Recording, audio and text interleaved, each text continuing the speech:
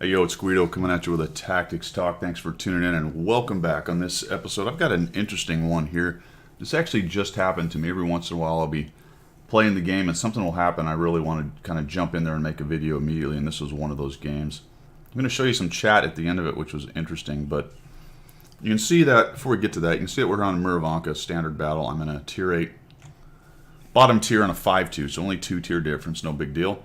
And I'm headed over here on the east side going south. And we've got a T-54 lightweight on Miravanka who's pushed through the Magic Forest. I don't know if it's really the Magic Forest anymore, but multiple iterations of the map ago it was called the Magic Forest. I kind of liked it like that, but I'm getting off track. He's over here on the east side, however you want to look at it. And he's got some pretty good intel right away. He's telling me that it doesn't look like there's anything pushed up immediately into those little undulations, those little hills right there. One thing I talk about a lot is getting forward in the game, getting some eyes up there, playing aggressively, not overextending, but playing aggressively. And the other team is really hanging back here in the southeast, and I know this already by the lightweight. Now, there could be some slower tanks moving up, so I don't want to YOLO forward, but initial indications are very good. There's a lot of reasons why they may be sitting back in the back. Maybe they're not a particularly good player. Maybe they notice there's 3 artillery on both sides on a wide open map where it's almost impossible to hide from artillery other than behind a few buildings in the very middle, which is a dead zone anyway, despite the T-34 thinking it's a good idea over there. Lots of reasons they may be hanging back. I pointed out because now our team has a huge advantage. There was nobody up there to counter or to spot the T-54, and you're going to get a bunch of guys pushing forward. Now, we don't have a whole lot of power here. In fact, we have quite a few guys camping back on the red line by Artie for some reason. But we already know we have a bit of an advantage. So let's watch this as it goes. I'm going to talk about it. There's the Lorraine 40T, and he's going to be integral to this story right here. The Lorraine 40T is way in the back. Now, he's a soft tank, so maybe that's not a bad idea to be sitting back looking for shots. T-54 lights him, doesn't seem to be spotted by them, and I'm going to come up to this bush right here. And this is a fairly aggressive early push. I would not have done this had the T-54 not been surfing that ridge and proven that there's just nothing coming up right here where I am. Had there been 3 or 4 tanks here, I'd have probably got wrecked because look how far back my helpers are. The T-54 is getting a little more aggressive searching, and it unfortunately slides. Sorry, brother. I didn't know whether to stop or back. I thought I just better stop and let him try to get around me somehow, so at least he knows what I'm doing. He's looking around again, calling for help, and I'm thinking, well, yeah, dude, this is interesting. There's nobody here. All right, so the Sturv and the IS-3 are spotted, and I get up here, start looking for a shot. I bounce off the Sturv, why not? Highly angled armor right there, and I'm going to get a side shot on this guy, and we'll take him down. The GOAT, the greatest of all time. There's the Lorraine. Try to put a shot into him. And I'm going to back up for a minute because the scout has backed off, and I don't want to go walking into a Lorraine and an IS-3 if they see me. So I'm going to start scooting forward.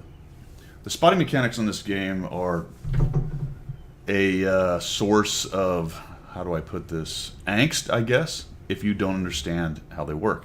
They can be a source of angst even if you do understand how they work, but they're very arcane. If you don't understand how they work, it's easy to get angry, to believe that you're being cheated or somebody else is cheating. A couple artillery showing up right here. But that lightweight is clearly doing all the spotting. He's moving through there, looking for guys. And there's other things to think about. If you shoot, the bush behind you is no longer usable as camo. You have lower camo when you shoot right off the bat anyway. Obviously, if you back enough away from the bush that you're hiding behind, then the bush retains its camo, but depending on burn through and what everyone's got, you shoot, you have less camo. It's also possible to be spotted. And now the Lorraine gets spotted. So he was spotted. He pushes forward enough to shoot the lightweight, and he gets spotted when he shoots the lightweight. And now he's backing up. He's taken a hit somewhere in there. That might have been me earlier. And he's in the back corner. Their team, having failed to move up in any significant manner in order to keep us from sitting on the top of those little ridges and bushes and shooting them, is getting absolutely wrecked because one scout is able to get in there and light them up, and all these snipers in the back tear them down. This is a pretty standard thing that happens in World of Tanks, especially if you don't really have a good team, somebody who understands that you've got to have somebody forward in order to stop a forward scout from letting snipers get as far forward as the Scorpion, the Yudes, myself, and the rest of us are back in the back. And it is kind of a symbiotic relationship right there. But if you don't understand that, if you don't consider it, if you don't sit down and try to think about that, you got to want to begin with. If you don't go through those motions, then you may just at this point be the Lorraine going, well, how am I being spotted? What is going on? Well, what is the answer that often comes to mind when you don't really understand the mechanics? Or maybe you do and you just missed the fact that the lightweight was there or somebody else was nearby. The easiest thing to think it is what? Hacks, right? Cheating. And that's integral to the story here. We take down Lorraine, he dies. And I only have 539 spotting and 152 damage. We'll get back to the cheating thing. We'll go through the rest of this game as we go here. We've got a WZ. This is a very heavily armored big gun TD. It's one of their tier 9s sitting right out in the open here, and he starts getting hit. He's pointing right at us, so I'm going to come up here, try to use my turret a little bit and see if I can't put some gold through his superstructure. But I can see that it's an orange dot almost no matter where I put it, unless I can get to the bottom hole and then he hides that thing. I still bounce anyway because he angles it. And it is just not worth pushing into the cap. This is something I've talked about over and over. They are on the ropes, but they're also cleaning up our guys over on the west side.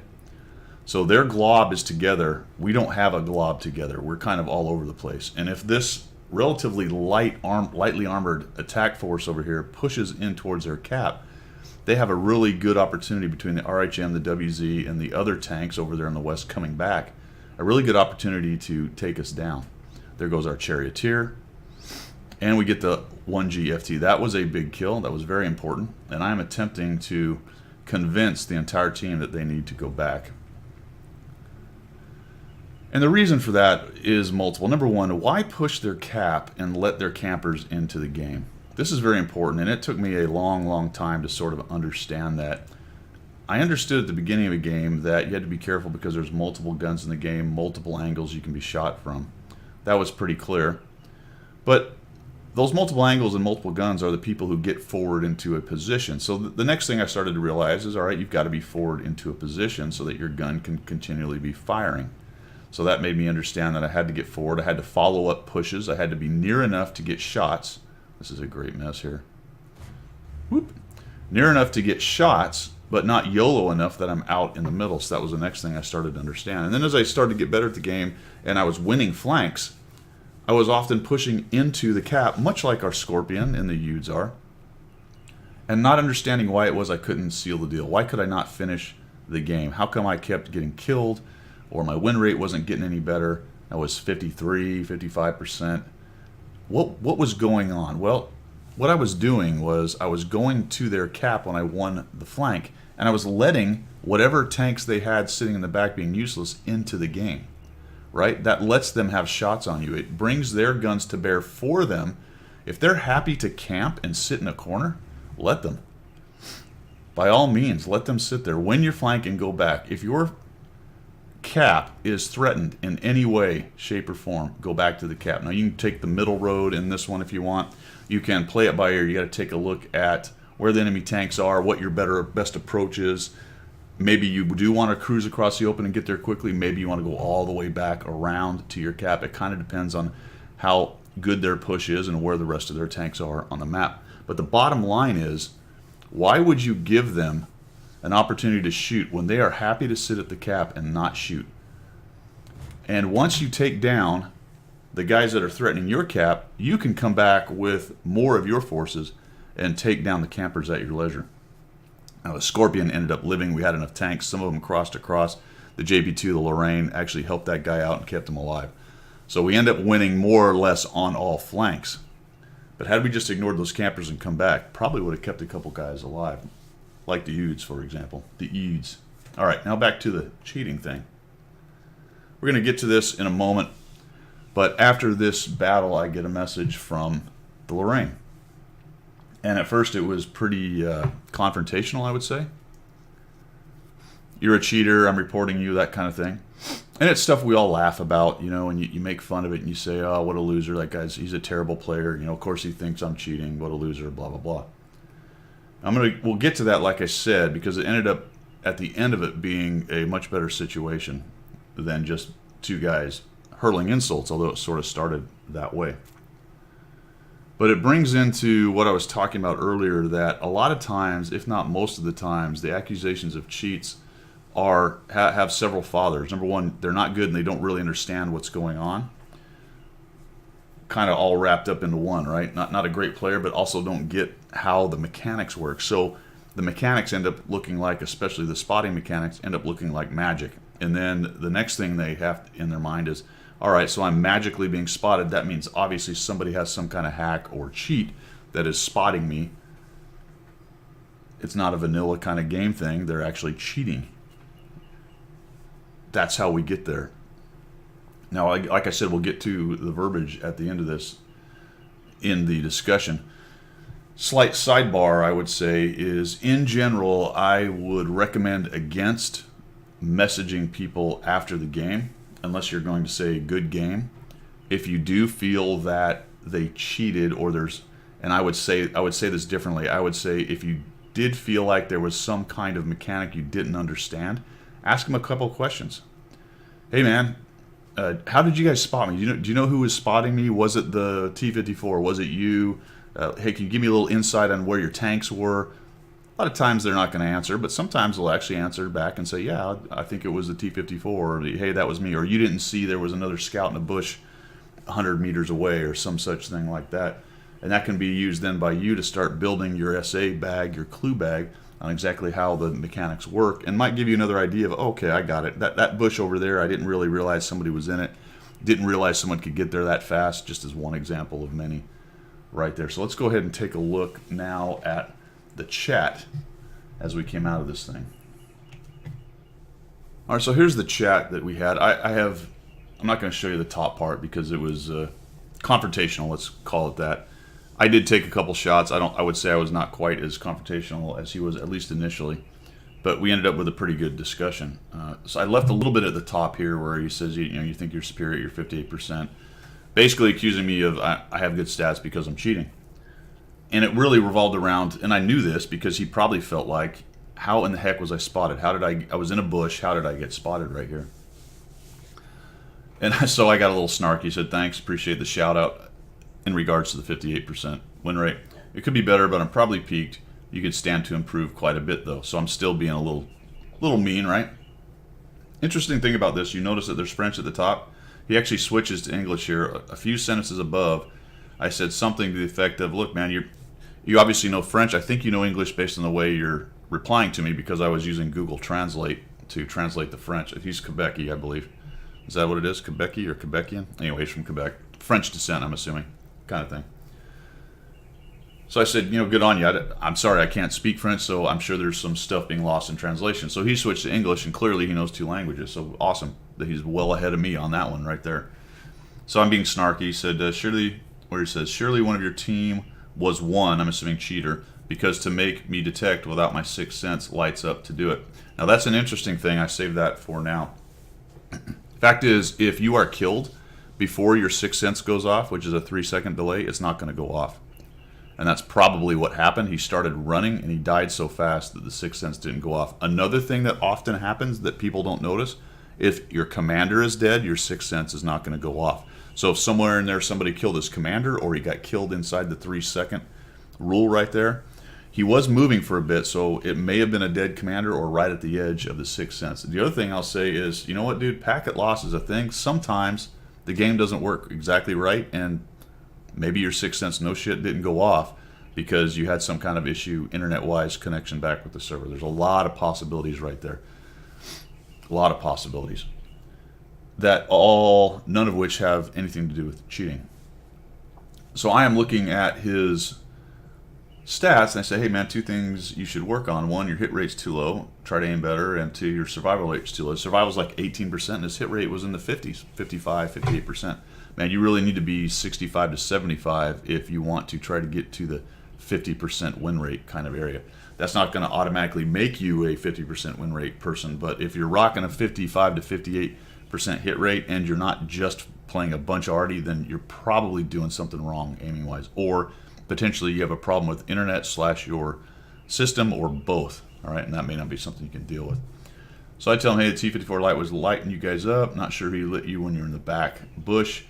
You did seem to come forward and fire. We saw that in the replay. So the camo drops when you fire, and I might have spotted you then. I hadn't looked at the replay yet, so I said, well, maybe it was me, but I'm pretty sure it was a lightweight because he was in there, and the Lorraine was the one who killed the lightweight. And now it gets better. Sorry for my mood, because I targeted you first. It's frustrating when I see this. If it's not you, I'm sorry. So he's still kind of hanging on to the, it's a cheater or a cheat kind of thing. So I don't know if we ever really got past that or not, but he and I ended up leaving as friends for the most part. No worries.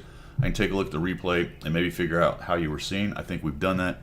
It was definitely the T-54 lightweight at first. Lost track of everyone when you went back to the edge, and that's where we looked at that last part where he pops forward in the tree, which doesn't give very much camo, by the way, as much as a bush, and he fired at the lightweight or somebody.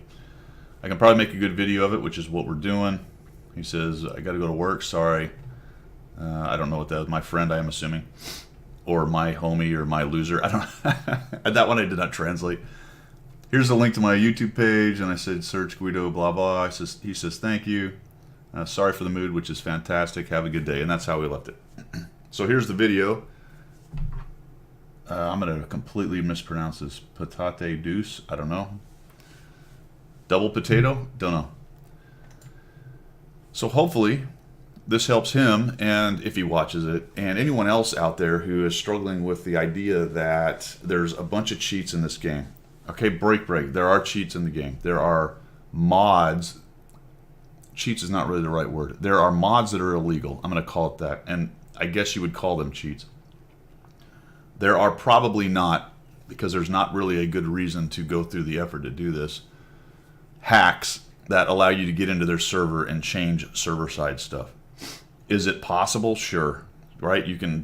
It's possible to hack into anything. You know, that maybe there's somebody at Wargaming who's the insider and he's building, you know, he's changing the game for certain players. I mean, if you want to get into some kind of ridiculous kind of scenario, then you can dig in all that. And the word possible, it's possible. The probability of something like that is extremely low. The effect of something like that on the entire World of Tanks community is nil to nothing, right? It's 0 to 0. It couldn't possibly be that big of a deal. The things like the laser pointers and the foliage removal and all the other things that you sometimes see people using, yeah, man, that stuff exists. Does it make people better? No, not really. If you were a very good player and you had some of these mods, you might add to your capability. If you're a very bad player and you're running all these mods, you are not going to be a good player. You just simply are not. Because you don't understand the basics of how World of Tanks is played to begin with. So stacking a bunch of other information on top of it isn't going to make you any better. You already don't understand positioning and the mechanics and repositioning and, you know, the weak spots, tracking. I mean, you could go on and on and on with all the things you don't understand. Stacking a bunch of information on top of incapability is not going to make you any better. In fact, it's probably going to make you worse, because as you start to think you're leaning on some of these crutches that you've loaded on for mods, it's probably going to lead you down the primrose path and make you actually worse, potentially. At best, it's going to be a wash. Let's say it gave you a 1% increase in your win rate. I mean, that's what we're talking about. So yes, a very good player can leverage extra information and capabilities. A bad player is simply not going to be able to do any better with the extra information because they already don't understand how to play the game. All right, well, that's my little discussion on cheating and being called a cheater and everything. I sort of enjoyed that. Initially, I was being snarky and kind of having a go at him. I've said it before. If you come at me after a game in Garage, the gloves are off and I'm going to come right back at you. And it can get... it can go past the PG-13 rating that I try to keep on the channels, which is why I don't really post all that kind of stuff out there, but it happens. Absolutely happens. But at the end of the day, two reasonable people came to a decent discussion and talked about what the issue was, and I offered him some help. And that is all I got, fellas. Thanks for tuning in. And as always, we will see you.